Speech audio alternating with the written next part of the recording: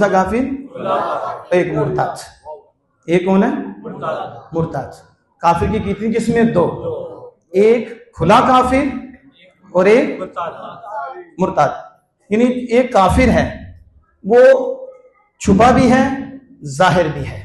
तो काफिर की दो किस्में, एक वो काफिर ही बोलते हैं और दूसरे को मुर्ताद बोलते हैं। आगे जो काफिर है, काफिर की दो किस्में आएंगी। कौन सी? खुला काफिर और छुपा काफिर। खुला काफिर सामरी, ईसाई, यहूदी, हिंदू, बुत परस्त, मरज़ई, ये नहीं खुला काफिर, ये छुपा काफिर है। इसके आगे वजाहत करूंगा।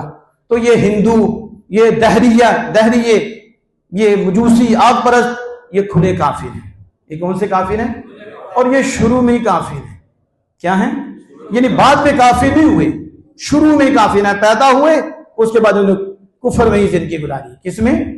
ये नहीं कि इस्लाम लाने के बाद इन्होंने कुफर इख्तियार किया, ऐसे नहीं। इसे काफिर असली कहते हैं। क्या कहते हैं? काफिर असली, शुरू में ही। मुनाफिक जो है उसकी भी आगे किस्में हैं, लेकिन पहले कुफार की देखें। जो काफिर हैं ये चार किस्म के हैं। एक जाहिर, जो मैंने बताया, मुजाहिर, इसकी चार किस्में हैं। पहली क्या है? दहरिया। ये सबसे बड़ा काफिर है, दहरिया, जो खुदा के वजूद का मुनकिर है। और आपको पता है ये कितना फैल रहा है। ये दहरिये कॉलेज यूनिवर्सिटी में खुदा के वजूद की इनकार करें। इसमें मिर्जा जेलमी का बड़ा किरदार है। वजूद खुदा का इनकार करने में इसने बड़ा ताउन किया है। और दूसरे फिरके भी साथ हैं। ये दहरिया है, सबसे बड़ा काफिर है। इससे नीचे मुशरिक है। कौन है? यानी हिंदू आर्या, ये सारे क्या हैं? मुशरिक हैं। इससे नीचे तीसरे दर्जे के आग परस्त हैं। और इससे नीचे चौथा दर्जा है ईसाई और यहूदियों का। किसका? ये चौथे दर्जे के काफिर हैं, ईसाई। और इनसे हमारी औरतों का निकाह नहीं है, इनसे ममनू और गुनाह है। और अगर ये दहरिया हों तो फिर तो निकाह ही नहीं, दहरिया हों फिर नहीं। यानी हरबी काफिर है हमारे यहाँ ये, तो इनसे निकाह नहीं, मना है और गुनाह है। लेकिन अगर ये दहरिया हों तो फिर तो इनसे निकाह ही नहीं। अब जरा तवज्जो रखना, दहरिया, मुशरिक और आग परस्त ये इतने बड़े लानती हैं कि जानवर को जब ये छुरी फेरते हैं तो जानवर हलाल होता है, और जब ये छुरी फेरते हैं उसे ज़बह करते हैं, उसके बाद हराम हो जाता है। क्या होता है? जरा तवज्जो फरमाना। आज आप हाथ ढीला रखा है, तुम जब मारते हो, आपको समझ नहीं आ रहे। काफिर, ये मुशरिक जो हैं, दहरिया जो हैं, आग परस्त जो हैं, ये जिस जानवर को छुरी फेरेंगे जो मर्जी पड़े, जानवर हराम हो जाएगा। कितने पलीद हैं ये, कितने गंदे हैं कि ये जब छुरी फेरते हैं तो क्या हो जाता है? जानवर। जबकि ईसाई दहरिया ना हो तो जब ये छुरी फेरे तो गोश्त हराम नहीं होता। और मोमिन, सुभान अल्लाह, मोमिन जब बिस्मिल्लाह पढ़ता है तो उसे तहारत मिलती है।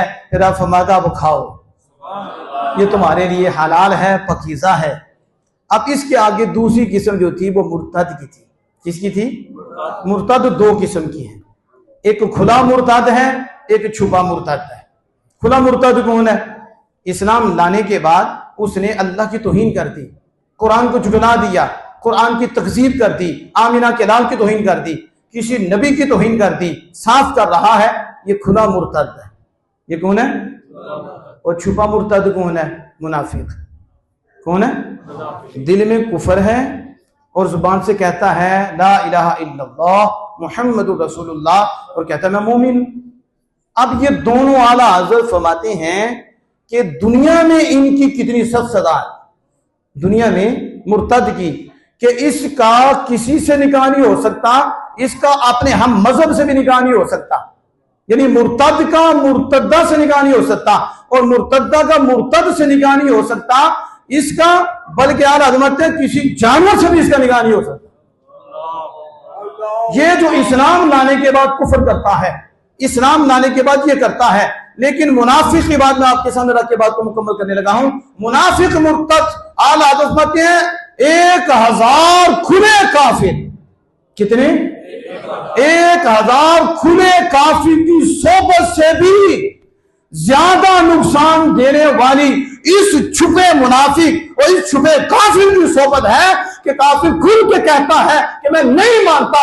अगर आप बचना चाहे तो बच सकता है। उसे पता है ये काफिर है, उसे पता है ये शराब बेच रहा है, अब चाहे तो ले ले चाहे ना ले, ये अपने आप को बचा सकता है।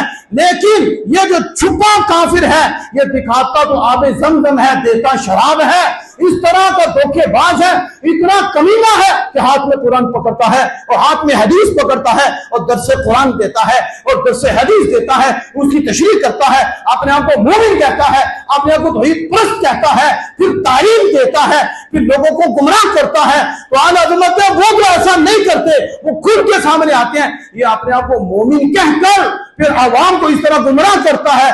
इसलिए खुले काफिर हजार हो, उनकी सोबत वो नुकसान नहीं देती जिनकी सोबत की छुपे काफिर की नुकसान देती है। अब इस पे एक वाक्य बयान के मैं बात को कंप्लीट करता हूँ, वरना आयत करीमा तो कितनी है तो मुनाफिकीन की करतूतें बताई जाएं, तो आप जब उनकी करतूतें देखें तो आज के दौर में गौर करें तो आपको बदमज़म नजर आएंगे।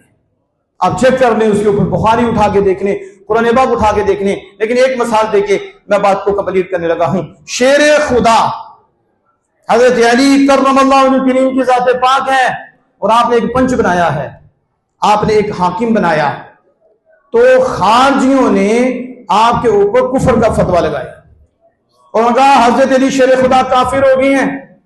आप बताओ मुझे, जो शेर खुदा को काफिर कहें उनके बारे में आपका क्या ख्याल है?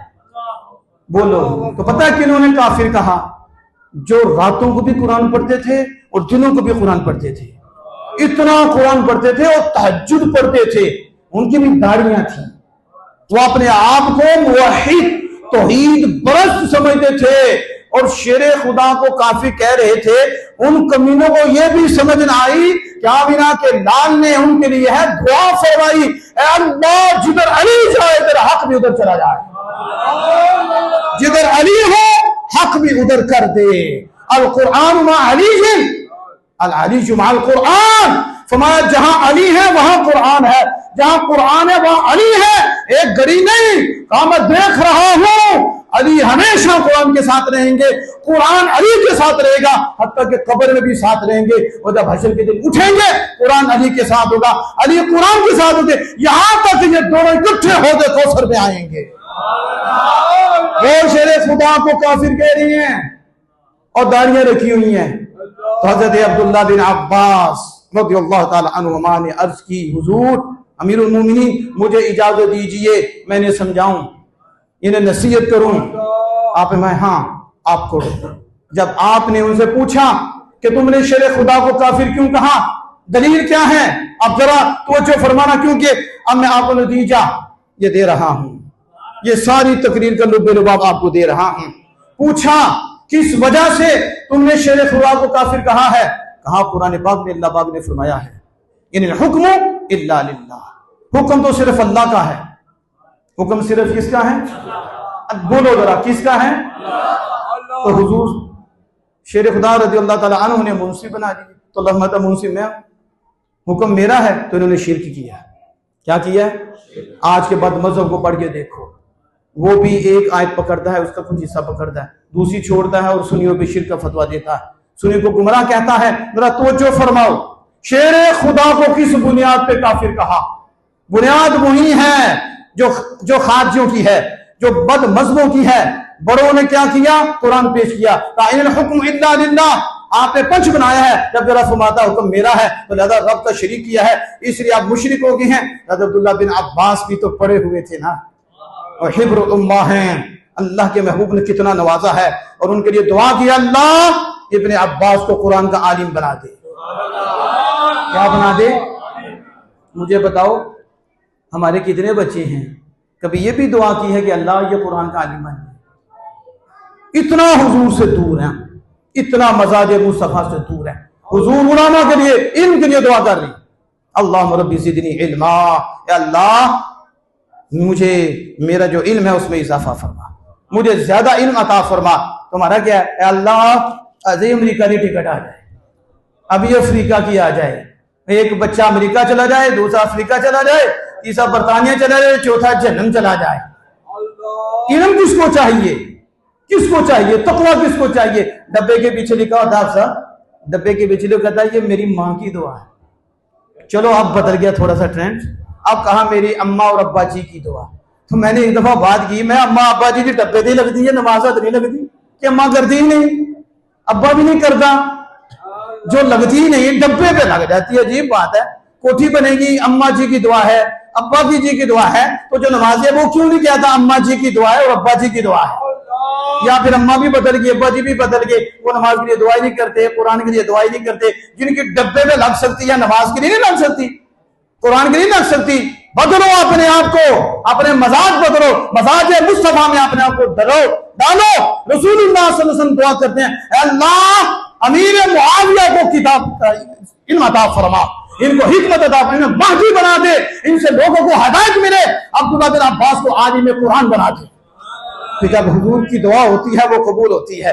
ये इब्ने अब्बास जब उसने ये किया ना, दलील पेश की, तो फिर आपने कहा बताओ, अल्लाह फरमाता फबादु हकम मिन अहलिही व हकम मिन अहलिहा, कि जब मियां बीवी के अंदर लड़ाई हो जाए और वो चाहे सुलह चाहे, तो फिर एक मर्द की तरफ से हकम मुकर्रर करो, एक औरत की तरफ हकम मुकर्रर करो। अगर वो मील चाहेंगे, अल्लाह इसरा फरमाता उन्हें मिला देगा।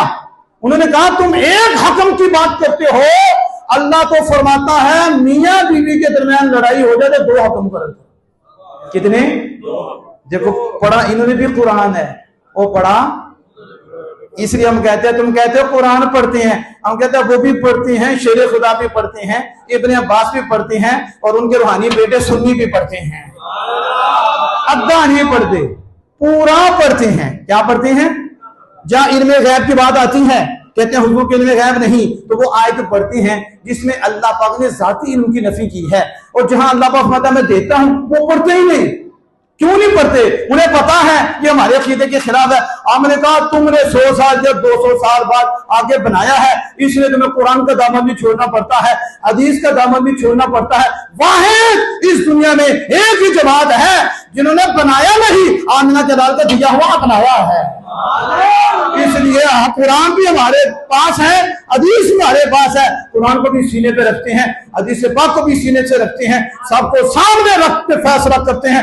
इब्ने अब्बास ने बता दिया आधा कुरान पढ़ना खारजियों का काम है, आधा कुरान पढ़ना ये जाहिलों का काम है, पूरा कुरान पढ़ना खुदा के महबूबों का काम है, खुदा के यारों का काम है, पूरा कुरान पढ़ के समझाना सुन्नियों का काम है।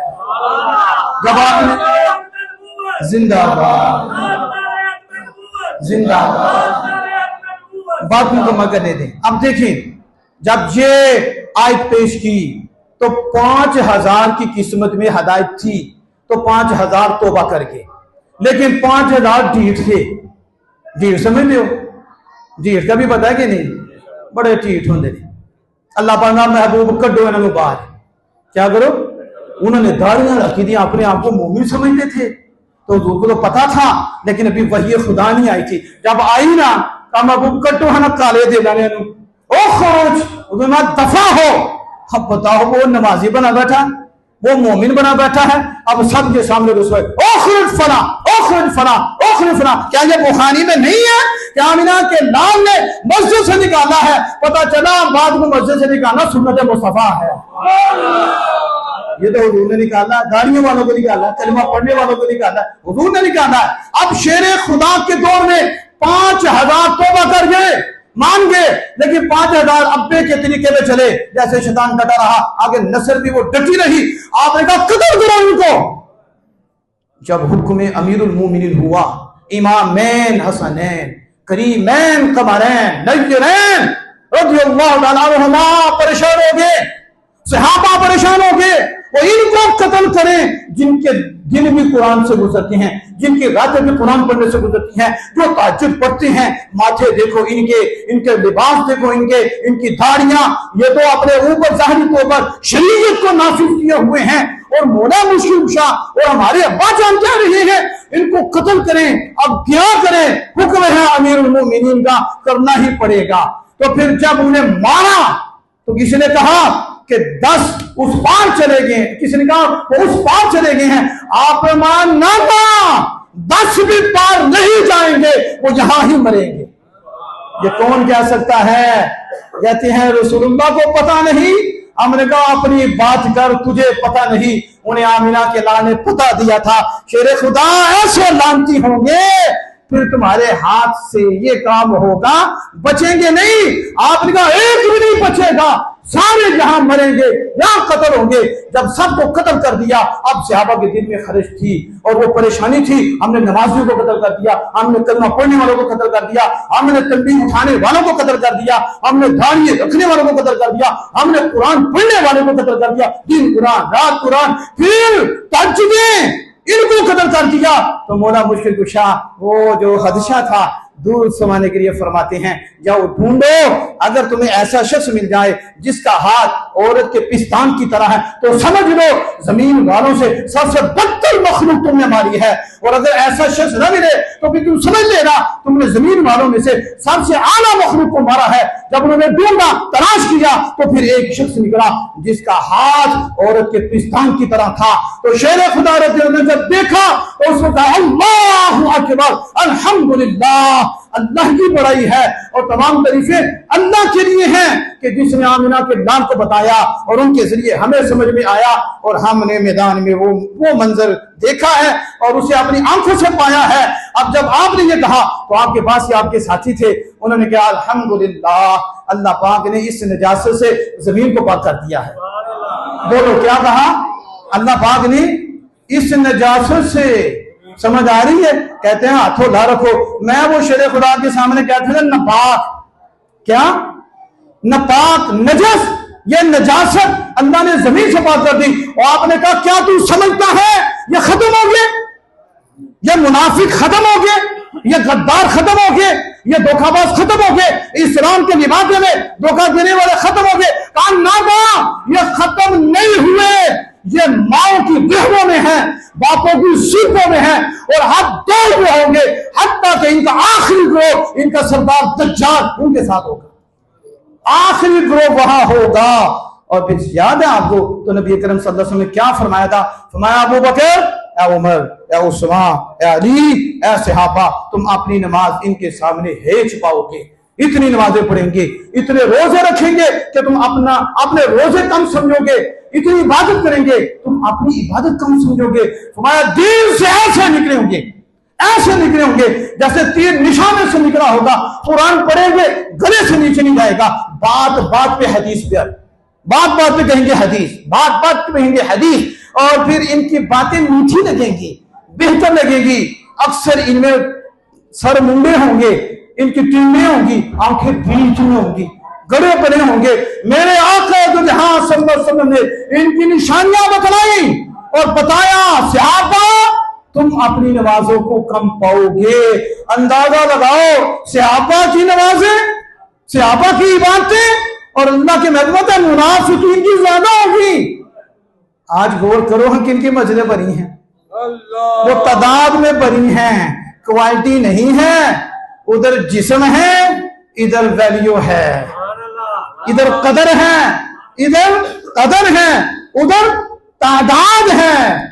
इधर तादाद कम है लेकिन इसमें वैल्यू है, इसकी कदर है, क्योंकि ईमान वाला एक भी हो तो उसके मुकाबले लाखों भी कुछ नहीं है। जो मैं बात कर रहा था कि रसूलुल्लाह सल्लल्लाहु अलैहि वसल्लम ने बताया, तो ये मैंने मुख्तसर से वक्त में ईमान, कुफ्र और छुपे मुनाफिक वारदात। तो जब इमामैन हसनैन परेशान है कि कैसे इनको कत्ल करें, तो मैं और आप क्या हैं? नहीं समझ आई, बात खत्म कर रहा हूं। नमाज फर्क बताएगी, वो नमाज पढ़ते थे। कुरान फर्क बताएगा, वो कुरान पढ़ते थे, वो तर्जमा भी जानते थे, वो तशरीह भी करते थे। तो ये फर्क बताएगा कितना मुश्किल है। इसलिए हम कहते हैं अपनों के पास ही रहो। क्या कहते हैं? अपने के पास ही रहो। मैं इसी शेर पे बात को मुकम्मल करता हूँ। दो शेर हैं आला हजरत इमाम अहले सुन्नत मुजद्दिद दीन मिल्लत के। आफमद सूना जंगल रात अंधेरी, सूना जंगल रात अंधेरी, छाई बदली कहानी है। जंगल भी सूना है, क्या तशबीहात है। जंगल देखो ना, तुम सारे चुप हुए हो, ऐसा सन्नाटा छा, यानी कोई भी नहीं है, ऐसे ही बैठना चाहिए। सूना जंगल रात अंधेरी, तो रात कौन सी? आगे सुने जरा, सूना जंगल रात, छाई बदली काली है। क्या बात है लज्जत की।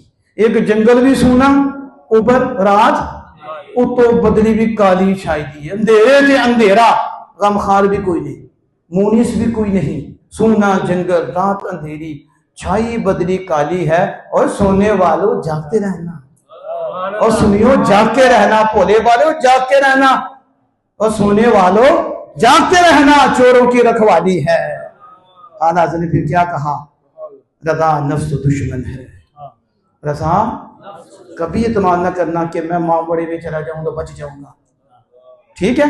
हम लानत भेजते हैं तफरीकाबाजी पे, लेकिन हक बयान करना इस कुर्सी का तकाजा है, समझ रही है। कभी ना कहना मुझे कुछ नहीं होगा, मैं क्लिप सुन लूंगा ना। जब उसने कहा मुझे कुछ नहीं होगा, हो गया, वो अल्लाह से दूर हो गया।